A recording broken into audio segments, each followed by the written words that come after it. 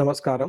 ఓం గం గణపతయే నమః. స్వర్ణలక్ష్మీ నమస్తే అస్తు. పరబ్రహ్మ స్వరూపిణి రాజ్యం దేహి ధనం దేహి సర్వకామాంచ దేహి మే. అందరికీ స్వర్ణలక్ష్మి అమ్మవారు ఎప్పుడు ప్రతి నిమిషం సంతోషంగా ఉండే విధంగా, చక్కగా నవ్వుతూ ఉండే విధంగా, ఆనందభరితంగా ఉండే విధంగా మనల్ని అందరినీ అనుగ్రహించాలని, అంతేకాకుండా మనందరికీ రాజ్యాధికారం ఉండే విధంగా అనుగ్రహించాలని, అమ్మవారు మనందరికీ సమృద్ధిగా ధనం ఇవ్వాలని, అంతేకాకుండా ప్రతి ఒక్కళ్ళకి వాళ్ళ మనసులో ఉన్న కోరిక తక్షణమే నెరవేర్చే విధంగా అమ్మవారికి మనకు ఆశీర్వాదం ఉండాలని చెప్పేసి కోరుకుంటూ ముందుకెళ్దాం. ఈరోజు మనం చెప్పుకోబోయే విషయం ఏంటంటే, కుజుడు వచ్చేటప్పటికి మిథున రాశిలో ప్రవేశిస్తున్నాడు. ఆగస్టు 2వ తారీఖు నుంచి సెప్టెంబర్ 18th వరకు వాళ్ళు ఆ మిథున రాశిలోనే ఉండటం జరుగుతూ ఉంటుంది. తద్వారా 12 రాశుల వారికి చాలా విషయాల్లో అనేక రకాలైన మార్పులు, చేర్పులు వచ్చే అవకాశం ఎక్కువగా ఉంటుంది. కొంతమంది అనుకూలంగా ఉంటుంది, కొంతమందికి వచ్చేటప్పుడు ప్రతికూలంగా ఉంటుంది, కొంతమందికి కొంచెం ఇబ్బంది పెట్టే విధంగా ఉంటుందని తెలుసుకోవాలి. కుజుడు వచ్చేటప్పటికి ధైర్యానికి, పరాక్రమానికి, హీరోయిజానికి సంబంధించిన గ్రహము. కుజుడు వచ్చేటప్పటికి ఎనర్జీ, స్ట్రెంగ్త్, ఇనిషియేటివ్ అనే పనికి ముందుకెళ్ళాలని దానికి సంబంధించిన గ్రహము.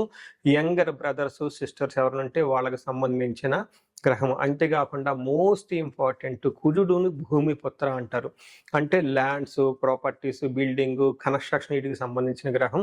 కుజుడు వచ్చేటప్పటికి మిలిటరీ, పోలీస్, సైన్యాధ్యక్షులు ఇలాంటి వాటికి సంబంధించి, వెపన్స్కి సంబంధించిన గ్రహము. అలాగే కాకుండా కుజుడు వచ్చేటప్పటికి ఫైర్, హీట్, ఇంజనీరింగ్, టెక్నాలజీ, ఫోర్స్ని అప్లై చేసే ఇట్లాంటి పనులన్నిటి కూడా కుజుడికి సంబంధించిన గ్రహం. ఇలాంటి కుజుడు మిథున రాశిలో 45 రోజులు సుమారు ఉండటం వల్ల మిగతా 12 రాశుల వరకు ఎలా ఉందో మనం చూద్దాం. నమస్కారం.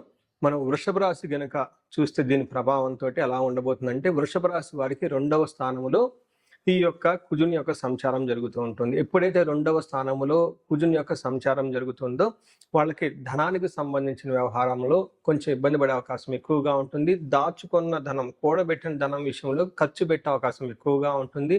ఫ్యామిలీకి సంబంధించిన వ్యవహారము, ఇంటి వాతావరణం అంతా కొంచెం డిస్టర్బ్ అయ్యే అవకాశం ఎక్కువగా ఉంటుంది. మాట్లాడే మాట చాలా కటువుగా ఉంటుందని చెప్పుకోవాలి. అలానే ఫుడ్స్ వచ్చేటప్పటికి ఈ టైంలో ఆల్కహాల్ తీసుకోవటం, బాగా పుల్లటి వస్తువులు తీసుకోవటం, బాగా స్టింజెంట్గా ఉండే ఒక పదార్థాలు తీసుకునే అవకాశం ఎక్కువగా ఉంటుంది. అయితే బేసిక్ ఎడ్యుకేషన్ ఎవరైతే చేస్తారో ఎల్కేజీ, యూకేజీ, 5th క్లాస్ లోపు ఇలాంటి వాళ్ళకి ఎడ్యుకేషన్ సంబంధించిన వ్యవహారాలలో కొంచెం స్లోగా ఉండే అవకాశం ఎక్కువగా ఉంటుంది. టోటల్గా చూసుకుంటే కొంచెం వాళ్ళ కంటికి నొప్పి కానివ్వండి, తర్వాత కళ్ళకు సంబంధించి, కుడి కంటికి సంబంధించి ప్రాబ్లమ్స్ వచ్చే అవకాశం ఎక్కువ ఉందని మీరు గమనించుకోవాలి. వృషభ రాశి వారికి మనకు సంస్కృతంలో మహర్షులు ఒక శ్లోకం కూడా చెప్తారు. ఎవరికైతే 2వ స్థానంలో కుజుడు ఉంటే ఏం జరుగుతుంది అనే దాని గురించి. దీనికి ఏం చెప్తారంటే, అసత్వం సతతం క్లేశనాశ సర్వకార్య వినాశనం సదా దుర్జన సంపర్క భీతి స్యాద్ ధనకే కుజ అంటారు. అంటే దీని ప్రకారం ఏంటంటే, అసత్వం అంటే ఎనర్జీ లేకుండా ఉండటం, తర్వాత సతతం క్లేశ, ఎప్పుడు ఏదో ఒక విషయం గురించి బాధపడే అవకాశం ఎక్కువగా ఉంటుంది. ముఖ్యంగా గుర్తుపెట్టుకోండి, సర్వకార్య వినాశనం, ఏదైనా కనుక పని చేస్తే అందులో ఆటంకాలు ఉంటాయని తెలుసుకోవాలి. నెక్స్ట్ చెప్పబోయే చాలా ముఖ్యమైనదండి, సదా దుర్జన సంపర్క, ఎప్పుడు మీ చుట్టూ చెడ్డవాళ్ళు ఉంటారని గమనించుకోండి. ఈ టైంలో చాలా వరకు చెడ్డవాళ్ళు ఉండేసి మిమ్మల్ని ఇబ్బంది పెట్టే విధంగా ఉంటారు. అందుకని ఎవరిని పెడితే వాళ్ళని నమ్మొద్దు. మీకు పక్కన చేరి మీకు చేత డబ్బులు ఖర్చు పెట్టించి వృధాగా మీ చేత అనవసరమైన వాళ్ళ ఖర్చులు పెట్టించి మళ్ళీ తిరిగి మిమ్మల్ని అనే అవకాశం ఎక్కువగా ఉంటుంది. కొంచెం జాగ్రత్తగా ఉండటం ఎంతైనా అవసరం. వీటితో పాటుగా కొంచెం భయం కలిపే సంఘటనలు కూడా జరిగే అవకాశం ఎక్కువగా ఉంటుంది. చూసారు కదండి, ఈ రాశి వాళ్ళు కొంచెం జాగ్రత్తగా ఈ 45 days మనం చెప్పుకున్న విషయాల్లో ఛాలెంజింగ్ ఉండే అవకాశం ఎక్కువగా ఉంటుందని గమనించాలి. మనం ఈ రాశి వారికి పరిహారాలు చూసుకుంటే, ఇందులో పరిహారాలు 2-3 రకాలుగా చెప్తానండి. ఒకటి సెల్ఫ్ రెమెడీస్, మీరు చెప్పుకునే పరిహారాలు చెప్తాను. రెండో పరిహారం మీరు గమనించుకుంటే, ఈ యొక్క శ్రావణ మాసాన్ని దృష్టిలో పెట్టుకొని ఈ శ్రావణ మాసాన్ని ఎలా సద్వినియోగం చేసుకోవాలో దాని గురించి పరిహారాలు చెప్తాను. తర్వాత విశేష పరిహారాలు ఉన్నట్టు మీ యొక్క ఇండివిడ్యువల్ జాతకానికి సంబంధించిన పరిహారాలు, ఇలా 3 లెవెల్లో పరిహారాలు చెప్తాను. ఫస్ట్ ఏంటంటే, మనకు శ్రావణ మాసం వస్తుంది కాబట్టి ఈ శ్రావణ మాసాన్ని మనం సద్వినియోగం చేసుకునే విధంగా స్వర్ణలక్ష్మి విశేష హోమం అనేది ఒక హోమం జరుగుతూ ఉంటుంది. ఎవరైనా గనక, అది నా సమక్షంలో జరుగుతూ ఉంటుంది, ఎవరికైతే 16 మంది లక్ష్మీలు కావాలి. సిద్ధలక్ష్మి, మోష్టలక్ష్మి, ఇష్టలక్ష్మి, గజలక్ష్మి ఇలా అనేక మంది లక్ష్మీల యొక్క కటాక్షం మీకు కావాలనుకుంటే స్వర్ణలక్ష్మి విశేష హోమం జరుగుతూ ఉంటుంది. ఇక్కడ స్వర్ణలక్ష్మి అమ్మవారి దేనికి ప్రతీక అంటే మీ యొక్క సంపదలకి విలువ పెరగటానికి స్వర్ణలక్ష్మి అంటారు. అంటే ఆల్రెడీ మనకు ఇల్లు ఉండొచ్చు, సంపాదన ఉండొచ్చు, పిల్లలు ఉండొచ్చు, అందరూ ఉండొచ్చు. అయితే వాటికి విలువ ఇంకా పెరగటానికి కావాల్సిన ఒక శక్తి అమ్మవారిని స్వర్ణలక్ష్మి అంటారు. ఈ యొక్క స్వర్ణలక్ష్మి విశేష పూజ చేయడం జరుగుతుంటుంది.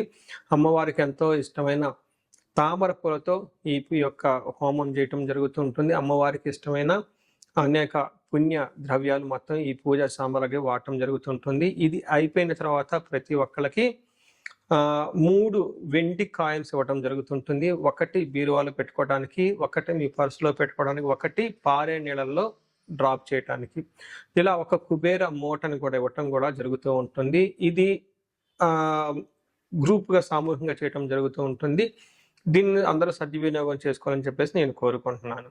నెక్స్ట్ రెమెడీస్, ఈ కుజుడికి సంబంధించిన ఇంట్లో చేసుకునే రెమెడీస్ ఏంటంటే, ఫస్ట్ కందులు 1 kg దానం ఇవ్వగలిగితే చాలా బాగుంటుంది. సుబ్రహ్మణ్యేశ్వర స్వామి భుజంగ స్తోత్రం చదివితే ఇంకా చాలా బాగుంటుంది. ఎవరైనా గనక ఇంకా ఆంజనేయ స్వామి గుడికి వెళ్ళి మంగళవారం గనక ఆకు పూజతో గనక పూజ చేయించగలిగితే ఇంకా బాగుంటుంది. ఇవి సెల్ఫ్ రెమెడీస్ అని చెప్పుకోవచ్చు.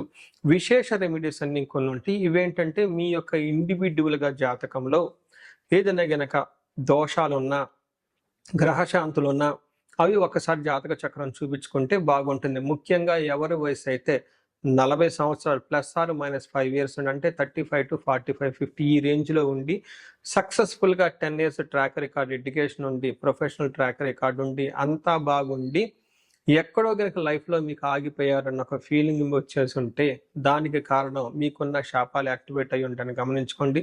దానికి కారణం మీ యొక్క జాతక చక్రంలో ఉన్న గ్రహాల యొక్క చెడు యొక్క దోషాలు మీ మీద ఉందని గమనించుకోవాలి. ఇలా మీకు అనిపిస్తే ఒక్కసారి ఇండివిడ్యువల్గా మీ యొక్క జాతక చక్రం చూపించుకొని తగు పరిహారాలు చేసుకోవాలని చెప్పేసి కోరుకుంటున్నాను.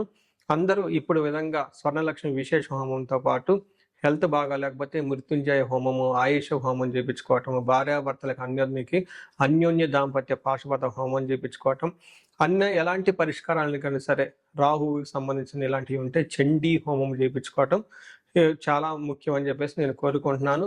మీ అందరికీ అష్టైశ్వర్యాలు కలగాలని, భోగభాగ్యాలు కలగాలని చెప్పేసి నేను కోరుకుంటున్నాను. నమస్కారం.